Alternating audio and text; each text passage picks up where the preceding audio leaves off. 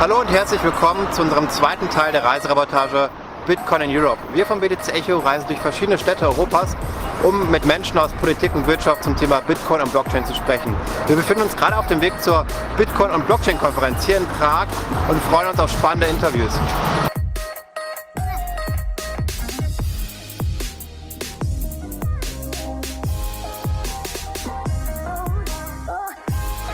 Wir sind hier am Stand von TripAdvisor auf der Bitcoin- und Blockchain-Konferenz in Prag. Neben mir steht Sergej von TripAdvisor. Hallo Sergej.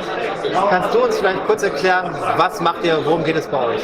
Ja, TripAdvisor ist eine All-in-One-Kommunikationsplattform, die sich den Problemen der Benutzer annimmt und sie quasi bei der Hand leitet in Bezug auf sichere Kommunikation, Datensammlung und Verschlüsselung. Wir bieten eine Kommunikationsplattform, die sich diesem Thema annimmt und es auch sehr ernst nimmt, die dafür sorgt, dass wir eine sichere, zuverlässige Kommunikation zwischen den Benutzern haben durch unser eigenen gestalteten Protokoll. Okay, und wie gewährleistet ihr konkret jetzt die Sicherheit? Was sind eure Werkzeuge dafür? Die Werkzeuge sind davon, das sind die bekannten SISA 2020 Protokolle, die modernsten Techniken, die auch jetzt verwendet werden, die durch uns modifiziert werden in unserem eigenen Protokoll, weil, wie es den Leuten bekannt ist, ist dieser Public Key Austausch das Herzstück des kryptografischen Problems und diese asymmetrische Verschlüsselungsproblematik lösen wir durch unseren eigenen CMDB-Protokollkonzept. Okay, und wie weit seid ihr ungefähr jetzt? Also habt ihr ein ICO beispielsweise geplant? Wie ist so der Zeithorizont da? Genau, also wir peilen einen Release Anfang August für unsere App, ein ICO separat für unseren Coin, wird natürlich vorläufig entstehen. Die App befindet sich im Moment in internen Alpha-Status. Ja. Man kann sie heute auf Pragras auch ausprobieren, wir haben das auf unseren Telefonen drauf. Die Entwicklung schreitet voran und wir sind zuversichtlich, dass wir auch dann ein Produkt August präsentieren können. Okay, spannend. Und letzte Frage, wie ist das mit den Coins? Also erfüllen die auch eine Funktion oder sind es nur Anteile? Ja, natürlich. Also bei uns haben die Coins nicht einfach einen physischen Wert, sondern auch einen Zweck.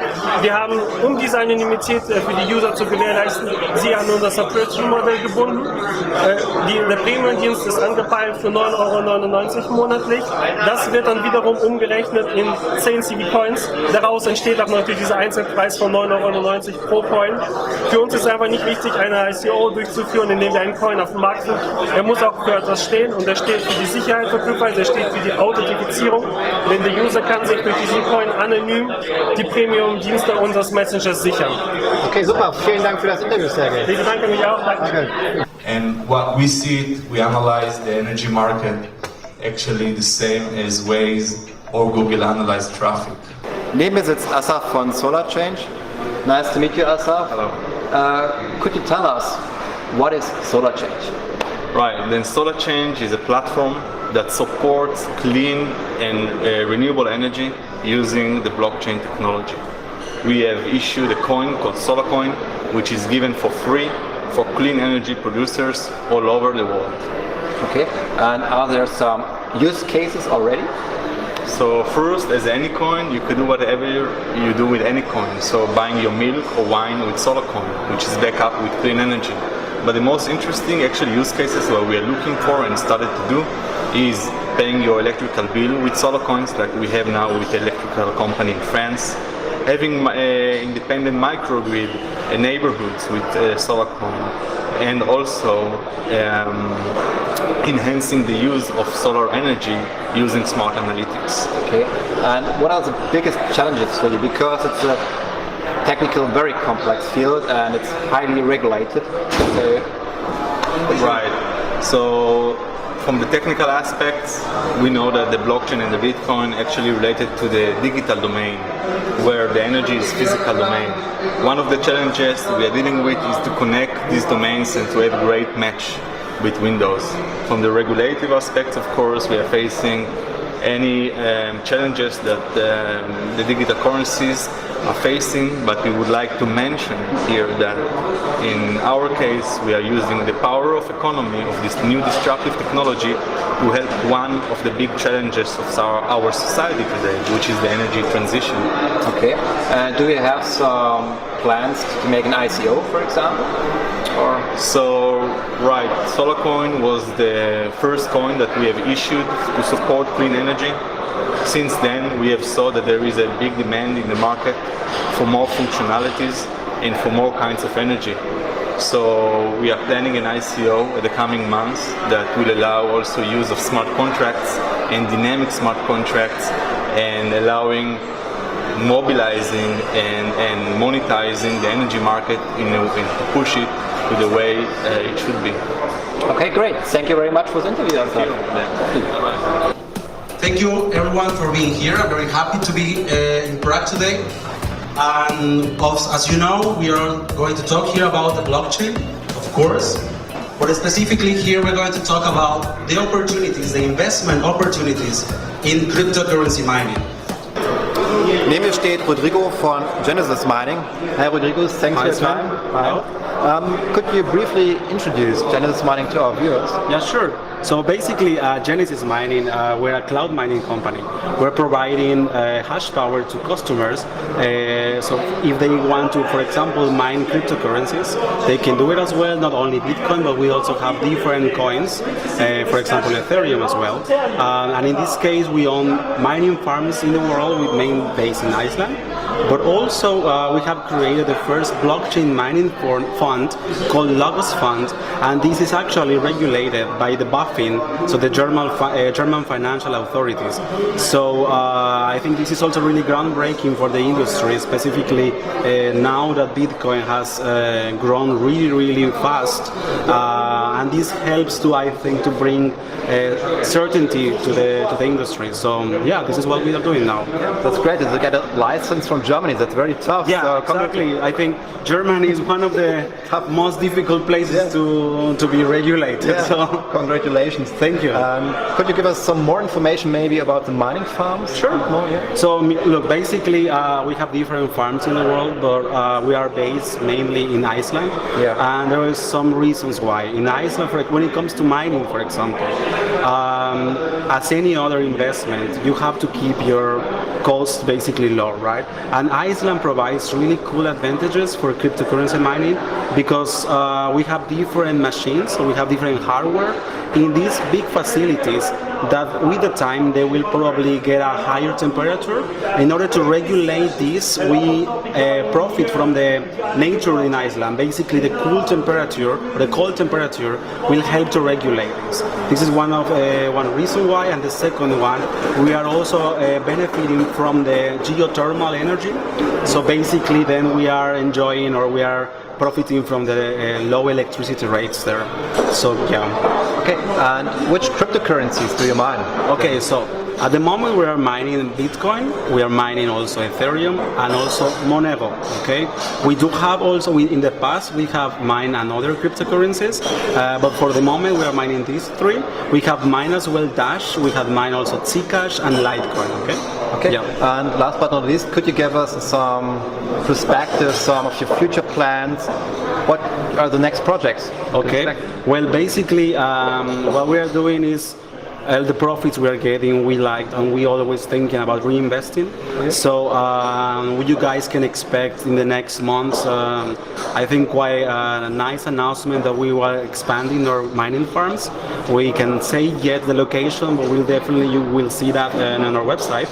But this is definitely all about reinvesting and also improving our software, for example. We do have Genesis Hive, which is, for example, for large-scale investors. If they want to, for example, monitor their farms, we're also investing in these services. So definitely you will hear, I think, more about Genesis Mining. And yeah, this is getting quite big also, and it's helpful for the entire industry. We just want the blockchain and cryptocurrencies to get even bigger in a regulated and a professional way. Great, thanks for the interview. You're welcome. Thank you for your time as well. Thank you for the interview. Cool.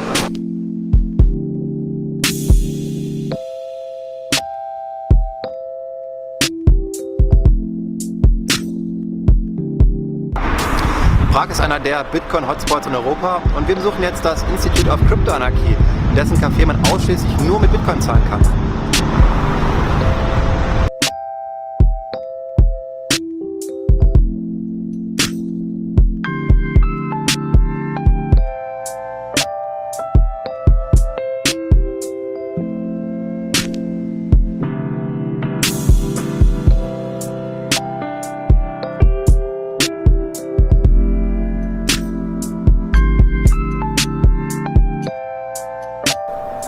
Wir sitzen hier im Institute of Crypto Anarchy im Coworking Space.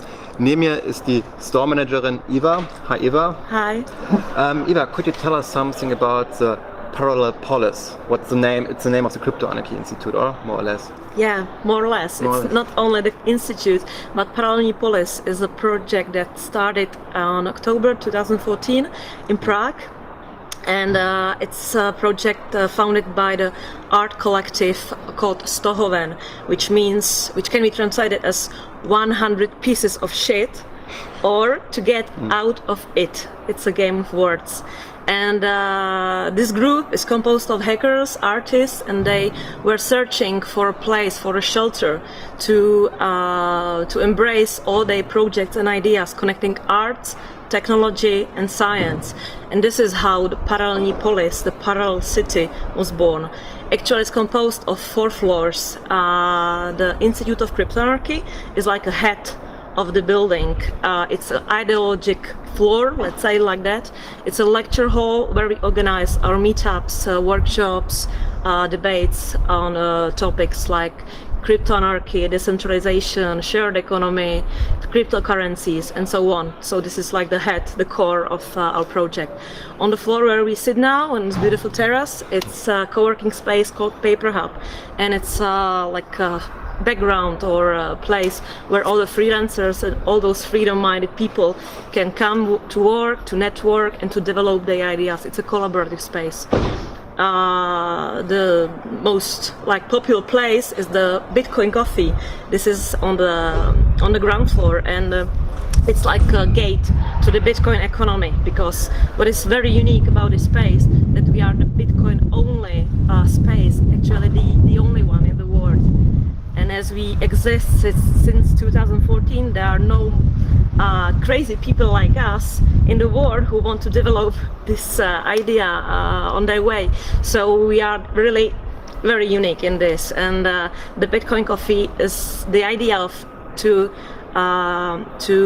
teach people about Bitcoin technology in a very digest way, with a coffee and with a cake. So if those people come from the street and they like to have a coffee because we have very good specialty coffee and they know about it, and then it's a big shock, oh my god, it's the only except Bitcoin and I don't have any, we just perfectly fine with them, with explain everything. We have a Bitcoin ATM on the spot, so we can teach them, show them how to create a Bitcoin wallet, how to get the first Bitcoins, and to have a cake and a coffee with it.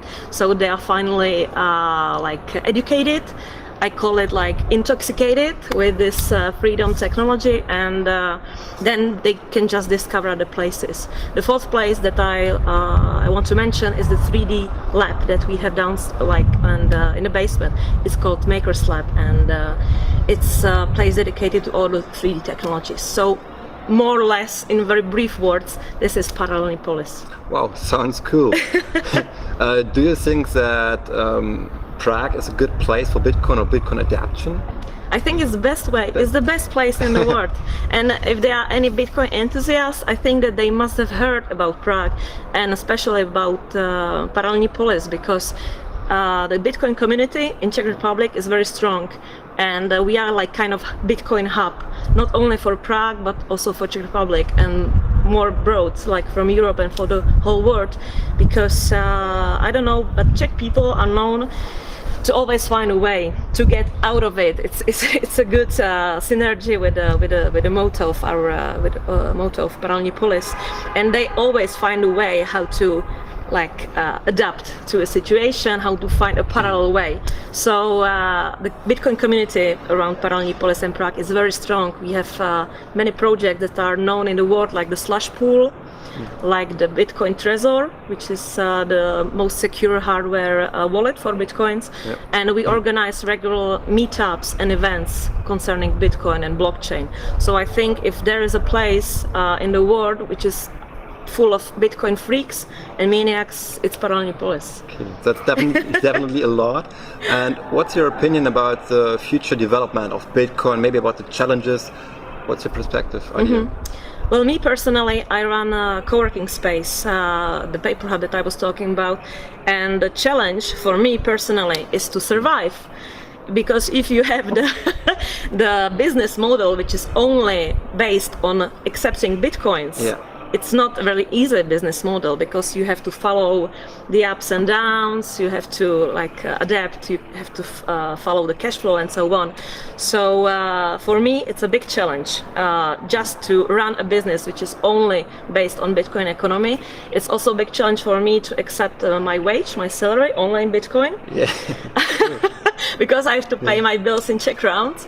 But in general speaking, I think that now in the current moment, there is a huge discussion about the Bitcoin fees, which are growing, and there is this discussion about the SegWit, about split of scaling debate. Scaling. So we are ready for this. We are actually developing the new tools how to face those challenges, and we are also thinking about accepting the other cryptocurrencies, not only Bitcoin, like Monero or Litecoin. So it won't be the Bitcoin only hub, but let's say it will be like the cryptocurrency hub, and hopefully we spread those ideas to the whole world. For this, I'd like to invite you to the Hackers Congress that we organize in the beginning of October, because it's like the annual event where we get around 500 people, more than 40 speakers from all the world, and only the experts from those fields like the cryptocurrencies, blockchain technology, decentralization, shared economy. Well, actually this year is dedicated to financial freedom, so it's very related to the idea.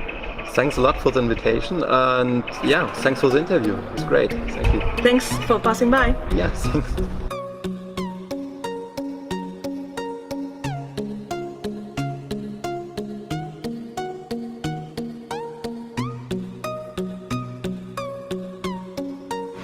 Hier im Institute of Crypto Anarchy steht auch ein Bitcoin-Automat, und das ist ein Zwei-Wege-Bitcoin-Automat. Heißt, ich kann nicht nur Bitcoin kaufen, sondern ich kann auch Bitcoin verkaufen. Ich habe jetzt mal mein Jax Wallet aufgemacht und ich werde jetzt mal ein paar Bitcoin verkaufen und bekomme dann tschechische Kronen.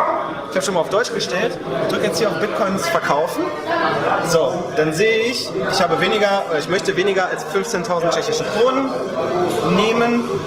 So, wie viel möchte ich denn haben? Ich nehme jetzt mal 1.000 tschechische Kronen, das sind 0,02 Bitcoin. Alles klar, Bitcoins verkaufen. Wollen Sie per SMS über den Verlauf der Transaktion informiert werden? Brauche ich jetzt nicht, das geht relativ schnell. Ich sage jetzt in diesem Fall mal nein. Alles klar. So, ich habe jetzt angefragt, diese Bitcoins zu verkaufen. Ich muss jetzt innerhalb von 45 Minuten die Bitcoins senden. Ich habe jetzt hier eine Adresse drauf, und an diese Adresse soll ich diesen Betrag schicken. Ich habe jetzt hier mein Wallet, ich gehe auf Senden. Ich scanne jetzt einfach den QR-Code ein.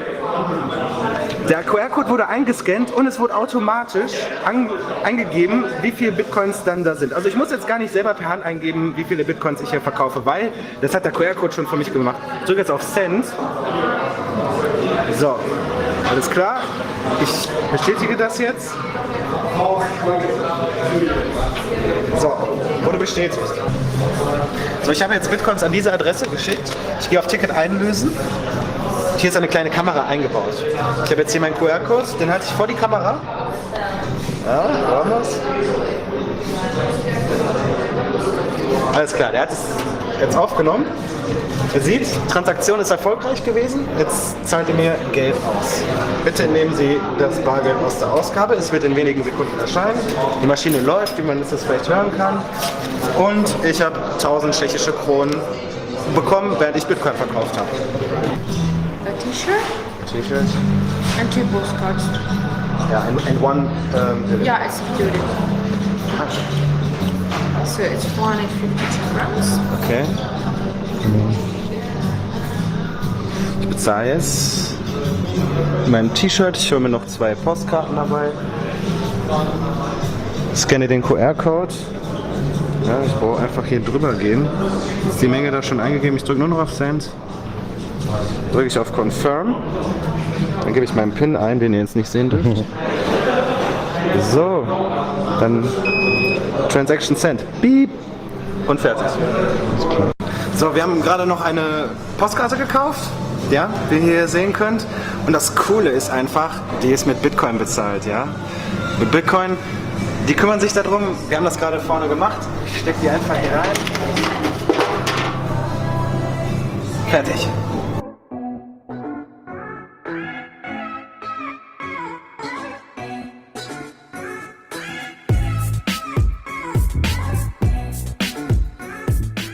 Wir stehen hier in der größten Elektronikkette in Prag, Alza, und wir können jetzt hier mit Bitcoin bezahlen seit kurzem. Wir haben deswegen ein paar Batterien gekauft und machen nun die Bezahlung.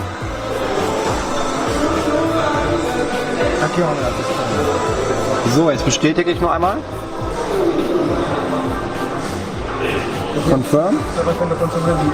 Und die Transaktion ist durch, wie Sie sehen können, es wurde abgebucht.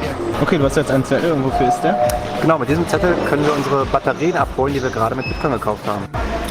So, das sind die Batterien, die wir gerade mit Bitcoin gekauft haben. Leider hat die Transaktion noch ziemlich lange gedauert. Daran können wir sehen, wir brauchen eine schnelle Lösung in der Skalierungsdebatte. Es wird aber auch möglich sein, bald hier mit Litecoin und Ethereum einzukaufen. Prag mag unscheinbar sein, doch ist es der Geheimtipp für Bitcoin-Liebhaber. Wir werden wahrscheinlich in Zukunft noch mehr von Prag hören. Unsere nächste Station wird die Bitcoin-Stadt Arnhem in den Niederlanden sein.